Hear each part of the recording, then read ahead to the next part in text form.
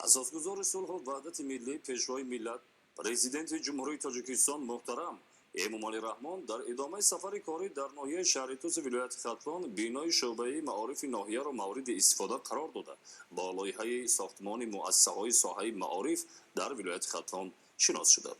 گزارش خبرنگاران ما. در ادامه سفر کاری در ناحیه شهر توس ولایت ختلان اساسگزار صلح و وحدت ملی پیشوای ملت پرزیدنت جمهوری تاجیکستان محترم امامعلی رحمان بینای شعبه معارف ناحیه را مورد استفاده قرار داده با لایحه‌های ساختمان مؤسسه‌های ساحه معارف در ولایت ختلان شناس شدند.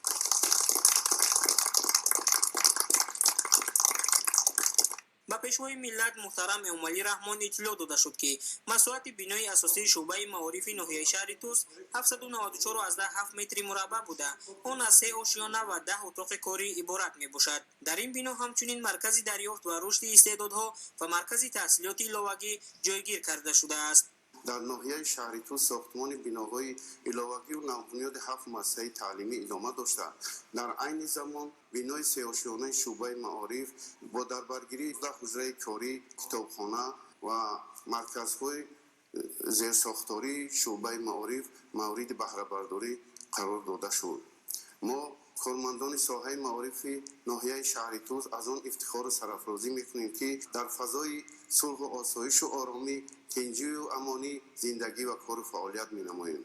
معارفچیان ناحیه شهر توس تمام کوشش، تجربه و دانش خویش را بهر آن روانه می‌سازند که نسل نورش را در روحیه مهنت دوستی و وطن پروری، کتابخوانی و معارف پروری و اخلاق حمیده تربیت نموده آنها را با دانش‌های معاصر فرا گیرند. انشاءات که ساختمان آن سال 2018 آغاز گردیده بود با طرح معاصر و صفت بلند بنیاد شده است. در رفت کارهای ساختمانی 20 نفر ساکنان محلی با کار و معاش خوب تأمین گردیدند. فرمایشگر بینای شعبه معارف ناحیه شهر توس وزارت معارف و علم جمهوری تاجیکستان می باشد. در بینای شعبه برای کارمندان تمام شرایط فراهم آورده شده است. فرمایشگر انشاءات مذکور رئیس ساختمان اساسی نزد وزارت معارف و علم جمهوری تاجیکستان به حساب رفته.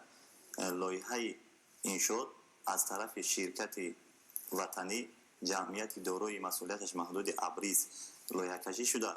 کارهای ساختمانی وصلگری از جانب شرکت قدرتی جمعیت دارای مسئولیتش محدود عبدالرحمن 2013 به انجام رسانیده شده است. باید قید نمود که انشاءات‌های نوبنیاد ساحه معارف با پورگی با تجهیزات‌های تکنیکی حاضر زمان و عیانیت‌های درسی مجهز گردانیده می‌شوند. در آشیانه سیوم بینای شعبه معارف برای برگزاری مجلس و جمعیت‌های تنتنوی یک تالار برهوا با 80 جای نشست و دیگر انشاءات یاری رسان ساخته شده است. در برابر کارهای ساختمانی به مسئله آباد و زیبا گردانیدن محیط اطراف بنا نیز توجه ظاهر گردیده است. انشاءات چراغان و در گرد و اطراف آن گل و بوته و نهال درختان آرایشی و سایه افکن شنانیده شده است. امروزها بهر پیشواز گرفتن جشن 30 سالگی استقلال جمهوری تاجیکستان در تمام گوشه کنار مملکتمان کارهای آبادی و سازندگی با مرام ادامه یافته ایستاده است. از جمله در ناحیه شهر توس به خاطر این جشن یکچند انشاءات‌های معیشی، انشاءات‌های جشنی به استفاده داده شده است. از جمله شعبه معارفی که نواز ما در آنجا قرار داریم از 3 آشیانه عبارت بوده با طرح زمانوی و با یک شهامتی به خود خاص به ما همچون تحفه تقدیم شده ایستاده است. ما معارفچیان ناحیه از این اقدام روح بلند شده من بعد بهر باز هم رونق دادن رشد دادن ساحه و تربیت نمودن نسل نو در روحی وطن پرستی خویشتن‌شناسی کار و فعالیت میکنیم. باعث تذکر است که در همه مؤسسه‌های تحصیلات میانه عمومی ناحیه شهر توس در مجموع 1642 آموزگار به خوانندگان درس میگویند. از این شماره 1080 نفرشان را زنان تشکیل میدهند.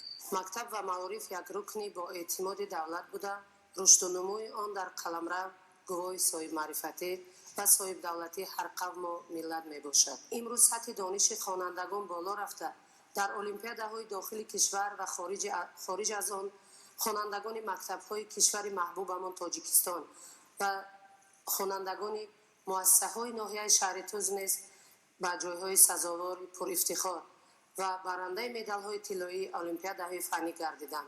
حرکت می‌کنیم که хонандагони сатҳи дониши хонандагони мо аз ин ҳам болотар равад дар олимпиадаҳои фаннӣ дар ҳамаи чорабиниҳое ки дар ноҳияву берун аз он гузаронида мешавад ширкат варзем иншоотҳои нав дар соҳаи маориф яъне мактаб ва бинои сохтмони маорифи ноҳия бисёр ба маврид аст ки имрӯз рӯҳ ба беҳбудӣ гаштани кори соҳаи маориф аст. Мо омӯзгорони ноҳияи Шаҳритӯз боварӣ дорем ки кори маорифчиён пурзӯр карда шуда барои пешравии кори онҳо мусоидат менамояд. баъд аз шиносоӣ бо шароити бинои шӯъбаи маориф дар ҳамин ҷо роҳбари давлат муҳтарам Эмомалӣ Раҳмон бо лоиҳаҳои сохтмони муассисаҳои соҳаи маорифи вилояти Хатлон шинос шуданд. тавре иттилоъ дода шуд, бунёди муассисаҳои соҳаи маорифи вилояти Хатлон дар доираи татбиқи стратегияи миллии рушди маорифи ҷумҳурии Тоҷикистон аз ҷониби маркази таҷдид ва идомаи сохтмони мактабҳои миёна дар назди Вазорати маориф ва илми ҷумҳурии Тоҷикистон анҷом дода мешавад. маблағи умумии лоиҳа $46 миллион Иёлоти Муттаҳидаи Амрикоро ташкил намуда аз ҳисоби сармояи давлатӣ татбиқ мегардад. шумораи иншоотҳо дар вилояти Хатлон 66 адад мактаби миёна ва 5 шӯъбаи маориф мебошад. дар маҷмӯъ дар ҳамин лоиҳа 73 иншооти сохтмони мактабҳои миёна дар соҳаи маориф амалӣ карда мешавад.